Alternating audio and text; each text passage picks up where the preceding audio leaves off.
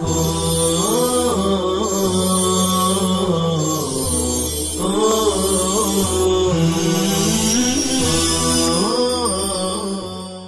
اللہ الرحمن الرحیم الحمد للہ رب العالمین الحمد للہ حمدا کثیرا طیبا مبارکا فیہ سبحان اللہ وبحمدہ عدد خلقہ ورضا نفسہ وزنۃ عرشہ ومداد کلماتہ وصلی اللہ وسلم علی نبینا محمد وعلی آلہ واصحابہ وبارک وسلم تسلیما کثیرا کثیرا وَإِن كَانَتِ الْبِيرُ مَعِينَةً بِحَيْثُ لَا يُمْكِنُ نَزْحُهَا أَخْرِجُوا مِقْدَارَ مَا كَانَ فِيهَا مِنَ الْمَاءِ۔ اور اگر کنواں چشمہ دار ہو بئی معنی کہ اس کا پورا پانی نکالنا ممکن نہ ہو، لا يُمْكِنُ نَزْحُهَا، تو اس میں موجود پانی کی مقدار کو نکال دو۔ وطریق معرفتہ ان تحفر حفرا مثل موضع الماء من البیر ویصب فیہا ما ينزح منها الى ان تمتلی او ترسل فیہا قصبۃ وتجعل لمبلغ الماء علامۃ ثم ينزح منها مثلا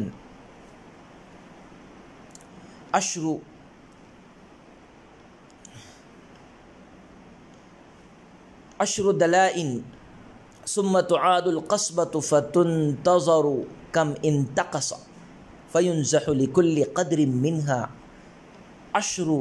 دلائن۔ وهذان عن أبي يوسف رحمه الله تعالى وعن محمد ينزح 100 دلو إلى 300، فكأنه بنى قوله على ما شاهد في بلده۔ وعن ابی حنیفۃ رحمہ اللہ تعالی فی الجامع الصغیر فی مثلہ ينزح حتى یغلبهم الماء ولم يقدر الغلبة بشيء كما هو دأبه۔ وقیل يؤخذ في هذا بقول رجلين لهما بصارة في أمر الماء وهذا أشبه بالفقه۔ اور اس کی شناخت کا طریقہ یہ ہے، وہ طریقۃ معرفتی ہی، اس کی شناخت کا طریقہ یہ ہے کہ کنویں میں جہاں تک پانی ہو اسی جیسا ایک گڑھا کھودا جائے۔ ان تحفر حفر مثل موضع الماء من البئر، اور جو پانی کنویں سے نکالا جائے اسے اس گڈھے میں ڈالا جائے یہاں تک کہ وہ گڈھا بھر جائے۔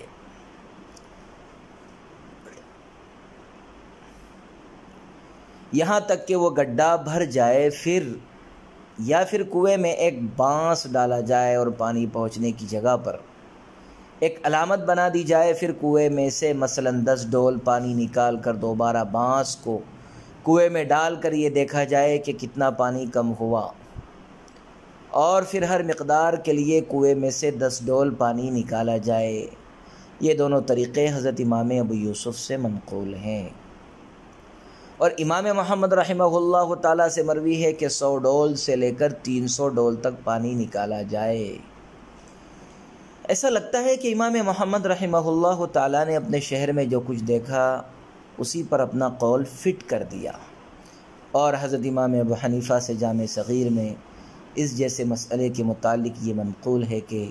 اس مقدار میں پانی نکالا جائے کہ وہ لوگوں پر غالب آ جائے۔ اور امام محمد رحمہ اللہ اور امام صاحب رحمۃ اللہ علیہ نے کسی چیز سے غلبے کی کوئی مقدار نہیں متعین کی، جیسا کہ یہ ان کی عادت شریفہ ہے۔ اور ایک قول یہ ہے کہ اس سلسلے میں 2 ایسے آدمیوں کے قول پر عمل کیا جائے جنہیں پانی کے معاملے میں تجربہ ہو، اور یہ قول فقہ کے زیادہ مشابہ ہے۔ پیارے بچوں، چشمے دار کنویں کا حکم، وہ کنواں جس میں مسلسل پانی بہتا ہے، نکلتا رہتا ہے۔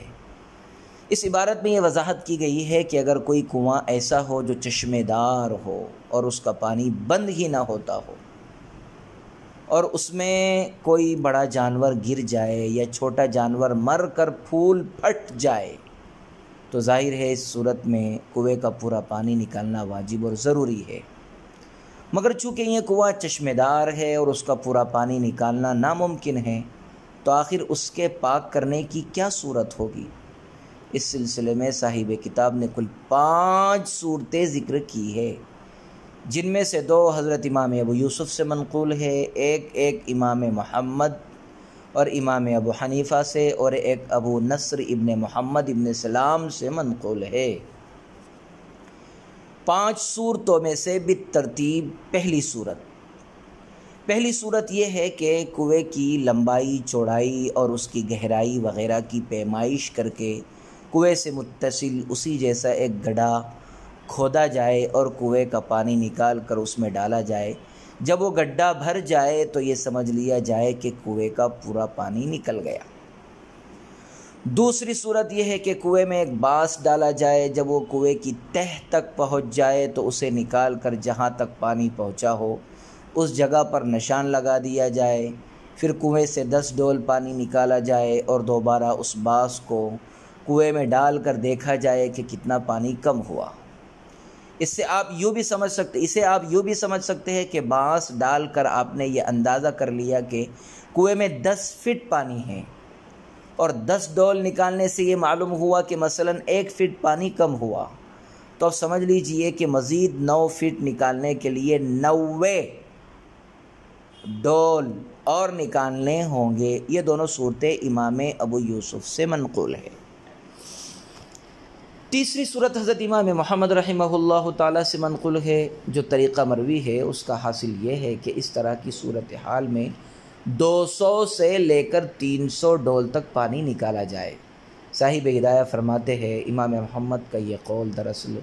ان کے اپنے شہر بغداد میں کیے ہوئے مشاہدے پر مبنی ہے، اس لیے کہ بغداد کے کنووں کا پانی عام طور پر اسی مقدار میں ہوا کرتا تھا۔ چوتھا طریقہ حضرت امام عالی مقام سے مروی ہے، وہ یہ ہے کہ اس موقع پر اتنا پانی نکالا جائے کہ نکالنے والے نکالتے نکالتے تھک جائے۔ جب وہ تھک جائے تو یہ سمجھا جائے کہ کنویں کا پورا پانی نکالا جا چکا، خارج ہو گیا پورا پانی۔ صاحب ہدایہ فرماتے ہیں کہ حضرت امام صاحب نے حسب عادت یہاں بھی پانی کے غالب ہونے اور لوگوں کے تھکانے کی کوئی مقدار نہیں متعین کی ہے، کیونکہ اس طرح کے معاملات میں وہ حکموں کا مدار مبتلا بھی پر ہی چھوڑ دیا کرتے ہیں۔ 5ویں صورت، اخراج ماء کی 5ویں صورت جو ابو نصر ابن محمد کی بیان کرتا ہے، وہ یہ ہے کہ اس طرح کی پوزیشن میں پانی کے امور اور معاملات کا تجربہ رکھنے والے 2 عادل آدمیوں کو بلا کر ان سے مشورہ کیا جائے اور پانی نکالنے کی جو مقدار وہ تجویز کرے اسی پر عمل کیا جائے۔ صاحب ہدایہ فرماتے ہیں کہ یہ قول فقہ کے زیادہ مشابہ ہے، کیونکہ شریعت میں اور بھی کئی مقامات پر اسی طرح کا فیصلہ کیا گیا ہے۔ چنانچہ شکار کی قیمت کا اندازہ لگانے کے متعلق تو خود قرآن کریم میں یہ صراحت ہے، فَجَزَاءُ مِثْلُ مَا قَتَلَ مِنَ النَّعَمِ يَحْكُمُ بِهِ ذَوَا عَدْلٍ مِّنكُمْ۔ اسی طرح شہادت کے متعلق یہ وضاحت ہے، وَأَشْهِدُوا ذَوَيْ عَدْلٍ مِّنكُمْ۔ ان سے بھی معلوم ہوا کہ اس طرح کے حالات اور معاملات میں ماہر اور تجربہ کار لوگوں کے مشورے اور ان کی رائے پر عمل کرنا زیادہ بہتر ہے۔ وَإِن وَجَدُوا فِي الْبِئْرِ فَارَةً أَوْ غَيْرَهَا وَلَا يُدْرَى مَتَى وَقَعَتْ وَلَمْ يَنْتَفِخْ أَعَادُوا صَلَاةَ يَوْمٍ وَلَيْلَةٍ إِذَا كَانُوا تَوَضَّؤُوا مِنْهَا وَغَسَلُوا كُلَّ شَيْءٍ أَصَابَهُ مَاؤُهَا وَإِن كَانَتْ قَدْ انْتَفَخَتْ أَوْ تَفَسَّخَتْ أَعَادُوا صَلَاةَ 3 أيام ولياليها، وهذا عند أبي حنيفة رحمه الله تعالى، وقال ليس عليهم إعادة شيء حتى يتحققوا أنها متى وقعت، لأن اليقين لا يزول بالشك، وصار كمن رأى في ثوبه نجاسة ولا يدري متى أصابته۔ ولأبي حنيفة رحمه الله تعالى أن للموت سببا ظاهرا وهو الوقوع في الماء فيحال عليه إلا أن الانتفاخ والتفسخ دلیل التقادم فيقدر بالثلاث وعدم الانتفاخ والتفسخ دلیل قرب العهد فقدرناه بيوم وليلة ولأن ما دون ذلك ساعات لا يمكن ضبطها وأما مسألة النجاسة فقد قال المعلى هي على الخلاف فيقدر بالثلاث في البالي وبيوم وليلة في الطري ولو سلم فالثوب بمرأى عينه والبير غائبة عن بصره فيفترقان۔ اور اگر لوگوں نے کنویں میں چوہا یا اس کے علاوہ کوئی دوسرا مرا ہوا جانور پایا اور یہ نہیں معلوم ہے کہ وہ جانور کب گر کر مرا ہے تو یہ لوگ اپنی ایک دن رات کی نمازوں کا اعادہ کرے۔ اس صورت میں جبکہ اس کنویں کے پانی سے انہوں نے وضو کیا ہو اور ہر اس چیز کو دھو لے جسے اس کنویں کا پانی لگا ہو، اور اگر وہ جانور پھول گیا ہو یا پھٹ کر ریزہ ریزہ ہو گیا تب یہ لوگ 3 دن اور 3 راتوں کی نمازوں کا اعادہ کرے۔ اور یہ حکم حضرت امام ابو حنیفہ کے یہاں ہے۔ حضرات صاحبین فرماتے ہیں جب تک لوگ جانور کے گرنے کی تحقیق نہ کر لے ان پر کسی بھی چیز کا اعادہ ضروری نہیں ہے، کیونکہ شک کی وجہ سے یقین نہیں زائل ہوا کرتا۔ اور یہ اس شخص کی طرح ہو گیا جس نے اپنے کپڑے میں نجاست دیکھی لیکن وہ یہ نہیں جانتا کہ نجاست کب کپڑے میں لگی۔ حضرت امام صاحب رحمۃ اللہ علیہ کی دلیل یہ ہے کہ موت کا ایک ظاہری سبب ہے اور وہ پانی میں گرنا ہے، لہذا اسی کی طرف منسوب کیا جائے گا۔ لیکن جانور کا پھولنا یا پھٹ کر ریزہ ریزہ ہو جانا یا یہ پرانا ہونے کی دلیل ہے، اس لیے 3 دن کا اندازہ لگایا جائے گا، اور نہ پھولنا اور نہ پھٹنا قرب عہد کی دلیل ہے، اس لیے ہم نے 1 دن رات سے اس کا اندازہ لگایا ہے، کیونکہ اس مقدار سے کم کا زمانہ ایسی ساعتیں ہیں جن کا ضبط کرنا ممکن نہیں ہے۔ رہا نجاست کا مسئلہ تو معلیٰ نے کہا کہ یہ بھی اختلافی ہے، اس لیے پرانے میں 3 دن کا اندازہ لگایا جائے گا اور نئے میں 1 دن 1 رات کا۔ اور اگر یہ تسلیم بھی کر لیا جائے کہ اس میں اختلاف نہیں ہے تو کپڑا انسان کی نگاہ میں ہے جبکہ کنواں اس کی نظر سے غائب ہے، لہذا دونوں صورتیں جدا ہو جائے گی۔ پیارے بچوں، اس فصل میں بڑے اہم مسائل بیان کیے گئے ہیں۔ کنویں میں سے جانور ملنے اور اس کے گرنے کا وقت معلوم نہ ہونے کی صورت کا حکم۔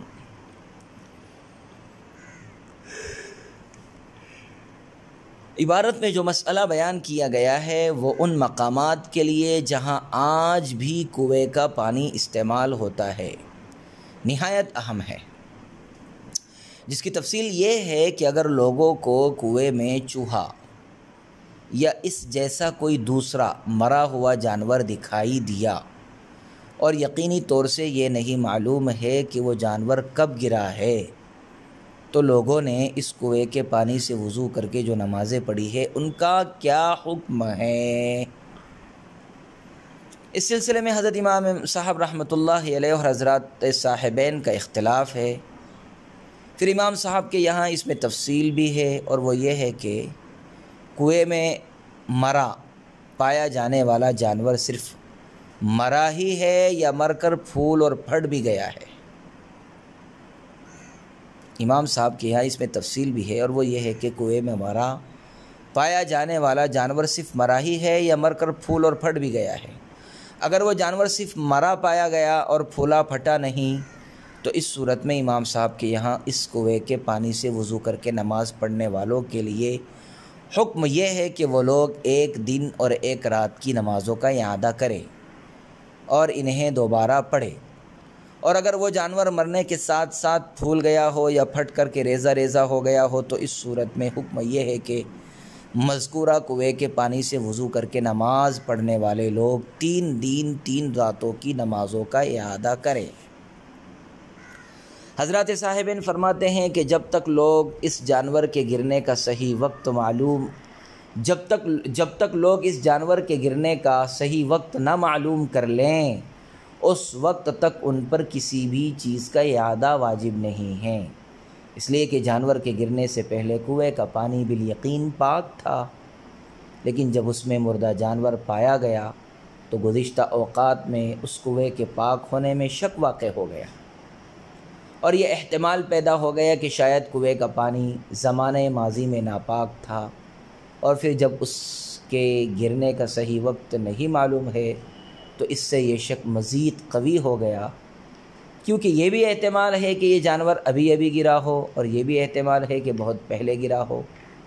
بہرحال جب زمانہ ماضی میں کنویں کے پانی کا پاک ہونا متیقن تھا اور اب اس کی طہارت میں شک ہو گیا ہے، تو اس شک کی وجہ سے اس کی سابقہ طہارت پر کوئی اثر نہیں ہوگا، کیونکہ فقہ کا یہ مشہور قاعدہ ہے، الیقین لا یزول بالشک، یقین شک سے زائل نہیں ہوا کرتا ہے، اور یہ صورت بعینی ہی اس صورت سے ہم آہنگ ہے جس میں کسی نے اپنے کپڑے پر نجاست دیکھی اور اسے یہ نہیں معلوم کہ نجاست کب لگی تھی، تو جب تک اسے یقین سے نجاست کے لگنے کا علم نہ ہو اس وقت تک اس پر کسی چیز کا اعادہ واجب نہیں۔ اسی طرح صورت مسئلہ میں بھی علم یقینی سے پہلے کسی چیز کا اعادہ واجب نہیں ہوگا۔ ولی ابی حنیفہ رحمہ اللہ تعالی، حضرت امام عالی مقام کی دلیل یہ ہے کہ یہاں جانور کی موت کا ایک ظاہری سبب موجود ہے، اور وہ اس کا کنویں میں گرنا ہے، اور فقہ کا ضابطہ یہ ہے کہ اگر مسبب مخفی ہو تو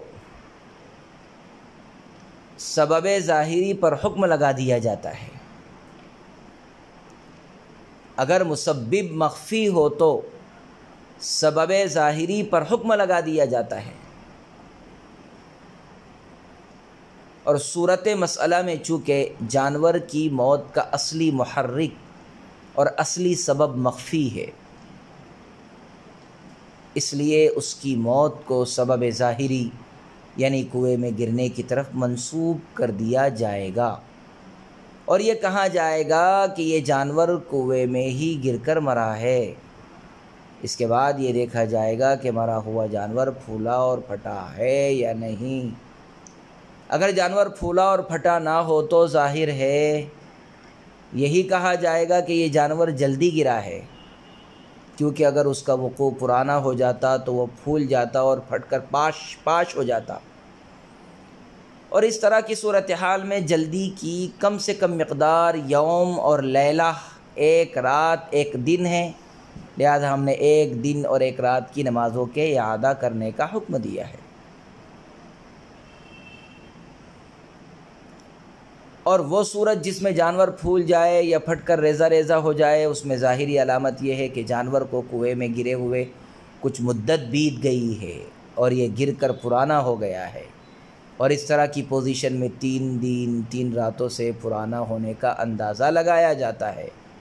لہذا ہم نے بھی 3 دن 3 راتوں کی نمازوں کے اعادہ کا حکم دے دیا۔ ومسألۃ النجاستی، صاحبین نے اپنے موقف کی تائید میں کپڑے کی نجاست والے مسئلے سے قیاس کیا تھا۔ صاحب ہدایہ یہاں سے ان کے قیاس کا جواب دیتے ہوئے فرماتے ہیں کہ بھائی، کپڑے کی نجاست والا مسئلہ بھی مختلف ہی ہے، کیونکہ فقیہ معلی ابن منصور کی صراحت کے مطابق اس صورت میں بھی امام صاحب کے یہاں اگر نجاست تازی ہے تو 1 دن 1 رات کی نمازیں، اور اگر اس کی نجاست پرانی ہو چکی ہے تو 3 دن 3 رات کی نمازیں لوٹائی جائیں گی۔ لہذا جب امام صاحب کے یہاں یہ صورت مسلم ہی نہیں تو اس پر قیاس کرنا بھی درست نہیں ہے۔ ولو سلیمہ، یہاں سے اس قیاس کا دوسرا جواب دیا جا رہا ہے جس کی تفصیل یہ ہے کہ اگر ہم مسئلہ ثوب کو متفق علیہ مان بھی لے تو بھی اس مسئلے پر بیر والے مسئلے کو قیاس کرنا درست نہیں ہے، کیونکہ کپڑا انسان کے بدن سے مس کیے ہوئے رہتا ہے اور ہمہ وقت اس کی نگاہیں اس کپڑے پر متوجہ رہتی ہے، اور اس بات کا قوی امکان رہتا ہے کہ نجاست لگتے ہی اسے دیکھ لیا جائے۔ لہذا کپڑے پر نجاست کے پہلے سے لگنے یا اس کے نامعلوم ہو پانے کا کوئی مطلب سمجھ میں نہیں آتا۔ لہذا کپڑے پر نجاست کے پہلے سے لگنے یا اس کے نامعلوم ہونے کا کوئی مطلب سمجھ میں نہیں آتا۔ اس کے برخلاف کنویں کا مسئلہ ہے۔ نہ تو کنواں ہمہ وقت انسان کے ساتھ رہتا ہے اور نہ ہی کوئی شخص ہر وقت کنویں پر رہتا ہے، بلکہ ضرورت ماں کے علاوہ دیگر اوقات میں کنواں انسان کی نظروں سے اوجھل رہتا ہے، اور کنویں اور کپڑے میں زمین و آسمان کا فرق ہے، اس لیے ایک پر دوسرے کو قیاس کرنا درست نہیں ہے، یہ قیاس مع الفارق ہے۔ وصلی اللہ وسلم علی نبینا محمد وعلی آلہ واصحابہ وبارک وسلم تسلیما کثیرا کثیرا۔